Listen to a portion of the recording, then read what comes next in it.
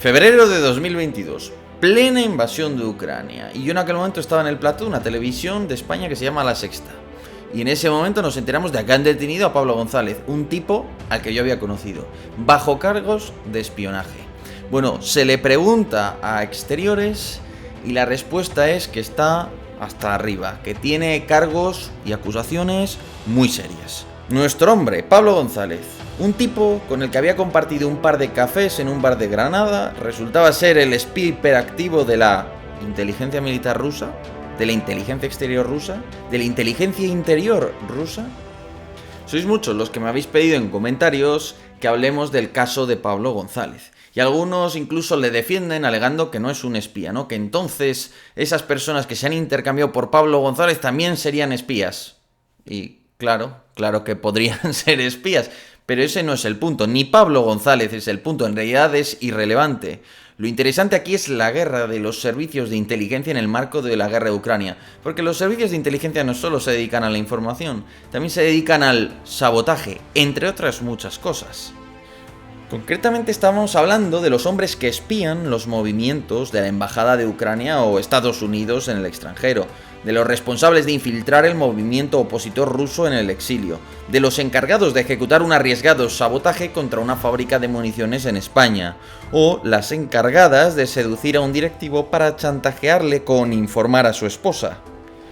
Y naturalmente, las agencias de espionaje occidental también hacen sus trabajos dentro de Rusia, muy especialmente la inteligencia militar ucraniana, y de eso también hablaremos en un futuro vídeo, pero por lo pronto vamos a explorar ese interesante mundo del que hay más información, que es el mundo del espionaje ruso en Occidente. Por eso hoy vamos a hablar de guerra, sí, pero de otro tipo de guerra, de la guerra entre las sombras. Así que yo soy Yago Rodríguez, bienvenidos a todos los interesados en los asuntos militares en español, que por tanto formáis parte de esta pequeña comunidad. Y ahora, ¡comencemos!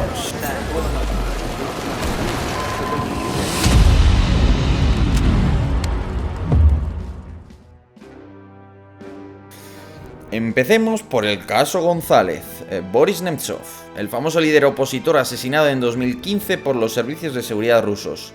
Su última publicación en Twitter, una llamada a una marcha pacifista contra la guerra en Ucrania, la guerra de aquel año. Un año después, de hecho, nuestro protagonista, Pablo González, conoce a la hija de Boris, Zhana Nemtsova, en un evento en Bruselas en el que se investigaba el asesinato del opositor ruso, de su padre. Y a tenor de las averiguaciones posteriores, la propia Zhana ha explicado que, claro, con la excusa pues de que, oye, se me ha fastidiado mi propio ordenador, y los periodistas pues siempre estamos con ordenadores al final, como es natural, pues oye, ¿me dejas tú el tuyo? Y claro, ella le dejó su ordenador, la hija del opositor ruso, al propio Pablo González, con la excusa.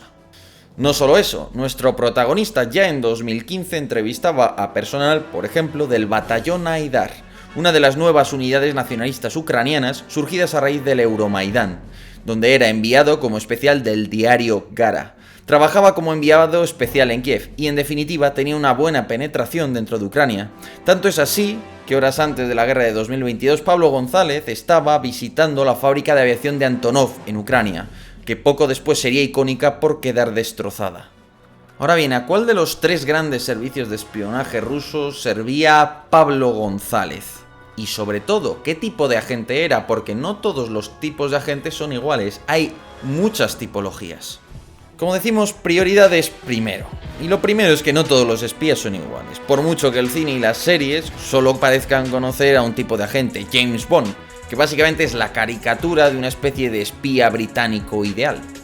Pero obviamente Pablo González no era James Bond, más bien era Pavel Rubchov. ¿Pero qué tipo de agente era Pavel Rubchov? Aunque en realidad no quiero ser cínico. Este es el nombre que le puso su madre, que posteriormente cambió legalmente. No era un nombre con el que intentara ocultar sus orígenes. Pero bueno, sigamos.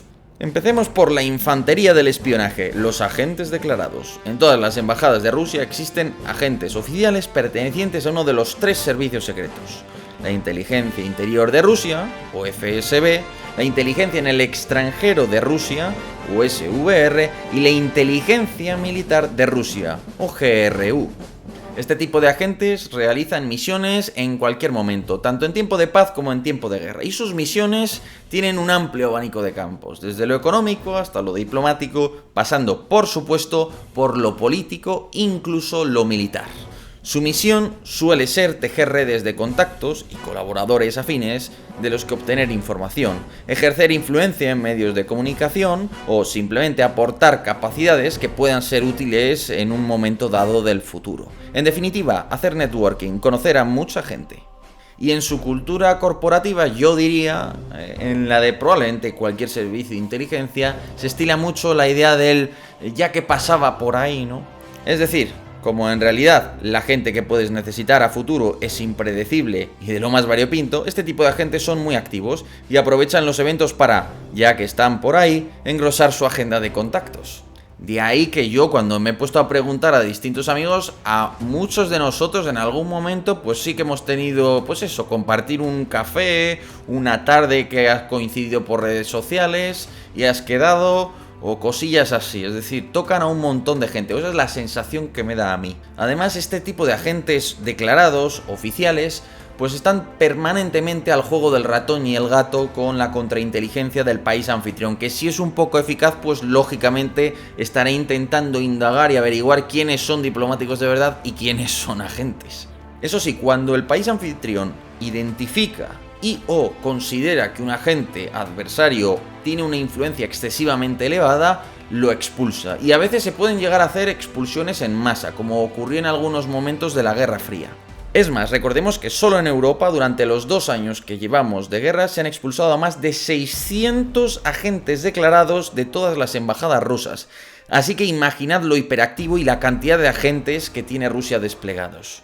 Y luego están los otros agentes, los agentes de tipo ilegal, aquellos que no son declarados, que intentan crear una coartada, una historia para que sea más difícil detectarlos y que por tanto realizan sus actividades de forma clandestina, pasando desapercibidos, claro. Naturalmente, los agentes ilegales son mucho más difíciles de detectar, ya que no operan desde una embajada y en sus primeras fases suelen pasar desapercibidos. Incluso sobre ellos recaen las misiones clandestinas que no debería conocer nadie más que su agente de control. O sea, un agente que hace de enlace con el servicio secreto, un agente que le da las órdenes, que recibe sus informes y que también le vigila, no vaya a ser que el adversario esté intentando comprarle o volverle un agente doble. En el caso de González es posible que uno de sus contactos o incluso su agente de control fuera Sergei Turbin, que tiene conexiones tanto con la escuela del GRU, la inteligencia militar, como con el 5º departamento del GRU. O al menos eso se deduce de las pruebas de las aportaciones efectuadas por el periodista Hristo Grozev, búlgaro. Y es que Bulgaria ha sido tradicionalmente un país con buenas relaciones con Rusia y sus servicios secretos. Es decir, que Bulgaria no es cualquier país en ese sentido. De hecho, yo ya recuerdo que investigando todo el asunto de la presencia de armamento búlgaro en Siria, pues los contactos búlgaros que desarrollé en aquella época ya me explicaron que las redes que inicialmente se crearon para introducir armamento y armar al PKK en Turquía estaban íntimamente ligadas, las de Bulgaria obviamente a la inteligencia soviética en última instancia, y que de hecho esas redes seguían funcionando y estaban particularmente conectadas con las redes de tráfico de tabaco básicamente.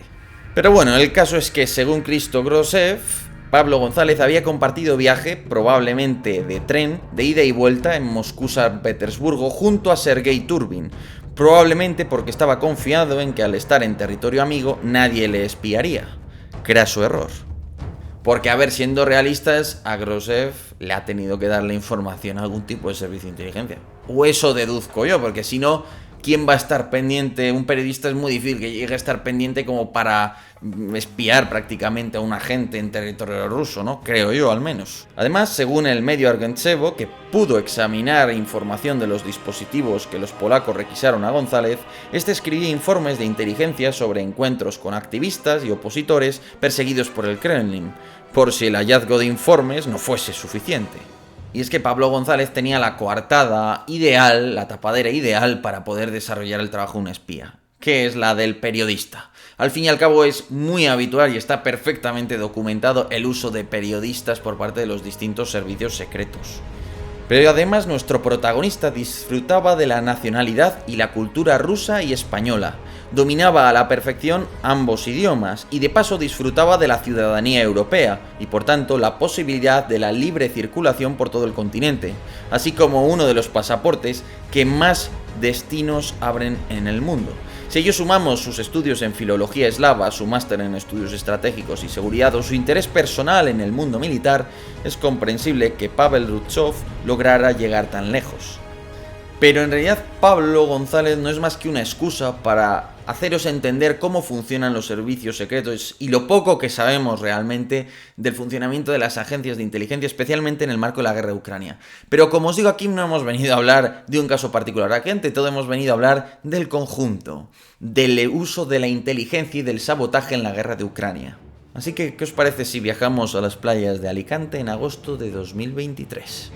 9 de agosto de 2023. Un piloto ruso huye del país con un helicóptero Mi-17 militar.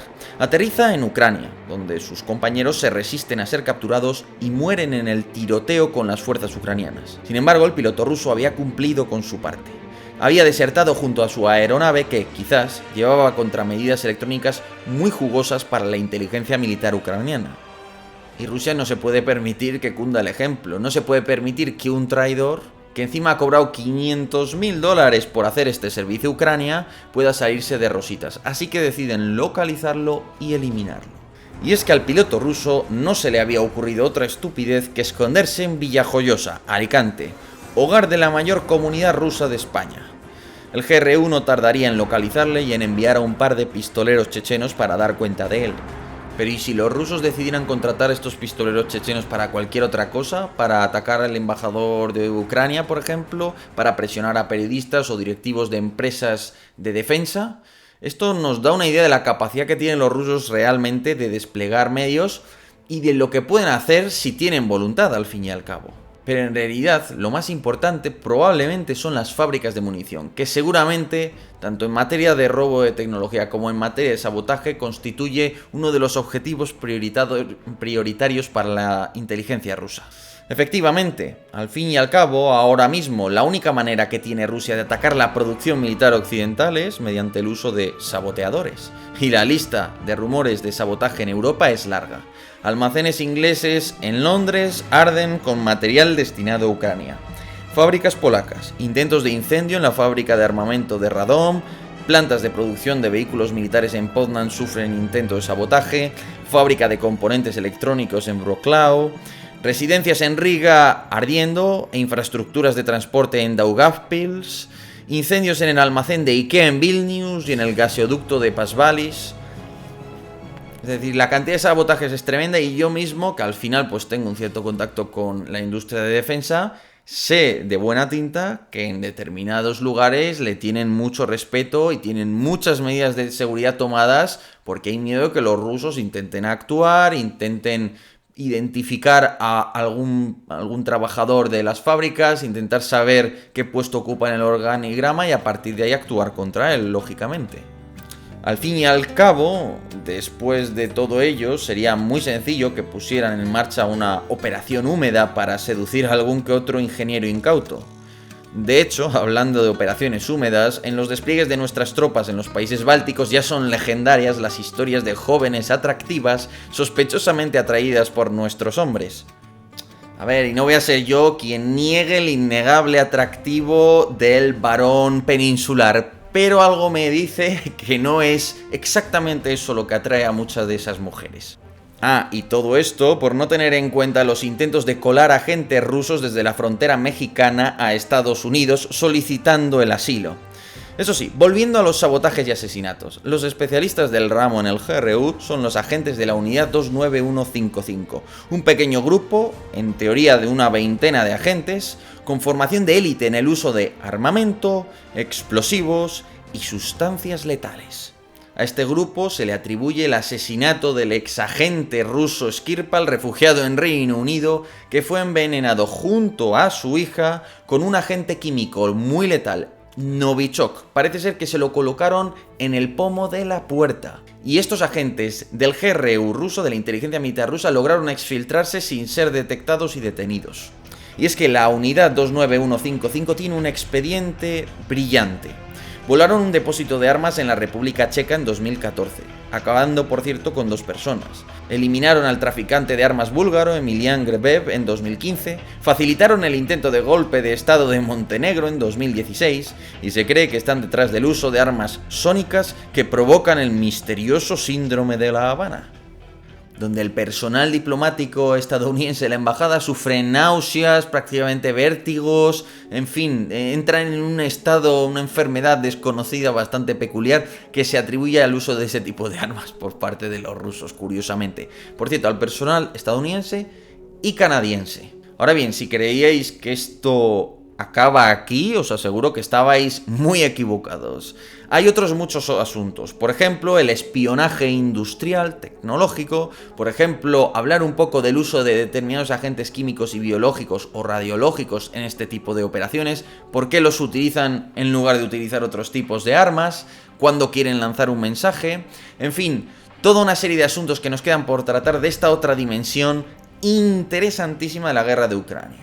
Ahora bien, si esto os ha gustado, porque este es un vídeo en el fondo un poco de nicho, no es lo que solemos tratar en el canal, pero si os ha gustado lo suficiente, yo os invito a dejar vuestro me gusta o a donarle al canal. Si además llegamos, antes en otro vídeo dije 10.000, no, pues en este vídeo tienen que ser 12.000. Si llegamos a 12.000 likes, yo me comprometo a hacer una segunda parte, y si no, pues no la voy a hacer. Así que en función de vuestra reacción, pues está el que haya otro vídeo sobre este tema. Espero que os haya resultado tan apasionante como a mí. Hay mucho más y es un mundo que es muy interesante de leer. Y bueno, pues eso. Espero vuestros comentarios y vuestros me gusta y si os apetece incluso vuestras donaciones. Muchas gracias a todos por estar ahí y hasta otra.